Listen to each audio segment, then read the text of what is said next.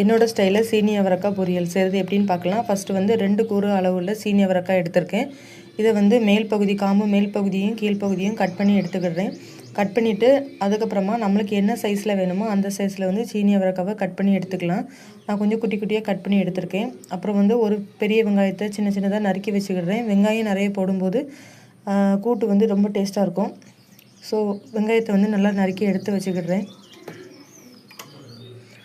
அதுக்கப்புறமா ஒரு கடாயில் வந்து எண்ணெய் ஊற்றிக்கிடுறேன். எண்ணெய் ஊற்றின பிறகு அதில் வந்து கொஞ்சம் கடுகு கருவேப்பிலை போட்டுக்கிடுறேன்.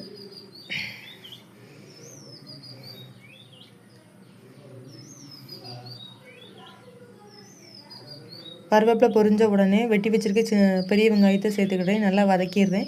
வெங்காயம் வந்து கண்ணாடி பதம் வந்த உடனே நறுக்கி வச்சுருக்க சீனி அவரைக்காயை அதில் சேர்த்துட்டு நல்லா வந்து எண்ணெயிலே வதக்குறேன். முதல்லையே தண்ணி சேர்க்கக்கூடாது. எண்ணெயிலேயே நல்லா வதக்கணும். ஒரு 5 நிமிஷம் நல்லா வதக்கணும் அப்படின்னா நல்லாயிருக்கும் டேஸ்ட்டு. அதுக்கப்புறமா ஒரு 1/2 டம்ளர் தண்ணி ஊற்றிக்கிட்டுறேன். நல்லா மையாக வேக வைக்கிறதுனால 1/2 டம்ளர் வந்து தண்ணி ஊற்றிக்கிட்டு ஒரு மூடி போட்டு மூடி வச்சிடுறேன். காய் வந்து வெந்த உடனே அதில் வந்து வத்தல் தூள் காரத்துக்கு எப்போ போட்டுக்கலாம். நான் 1 ஸ்பூன் போட்டிருக்கேன் சின்ன ஸ்பூனுக்கு. அப்புறமா மஞ்சள் தூள் போட்டுட்டு நான் கொஞ்சம் காயப்பொடி போட்டிருக்கேன். இது வாயுன்னு சொல்லுவாங்க. ஸோ கொஞ்சம் காயப்பொடியும் போட்டு நல்லா வந்து மிக்ஸ் பண்ணிக்கிடுறேன்.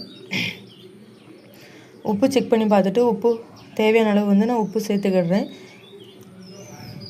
உப்பு சேர்த்த பிறகு நம்ம இந்த காயில் போடுறதுக்கு தேங்காய் கூட நம்ம என்னெல்லாம் சேர்த்து அரைக்கணும் அப்படின்னா சீரகமும் பூண்டும் போட்டு அரைக்கணும். ஸோ அந்த கலவையும் இது உள்ளே சேர்த்து கொரகொரப்பாக தான் தேங்காய் அரைக்கணும். ஸோ அதையும் சேர்த்து நல்லா மிக்ஸ் பண்ணிக்கிடுறேன். உப்பு வந்து செக் பண்ணி பார்த்துக்கோங்க.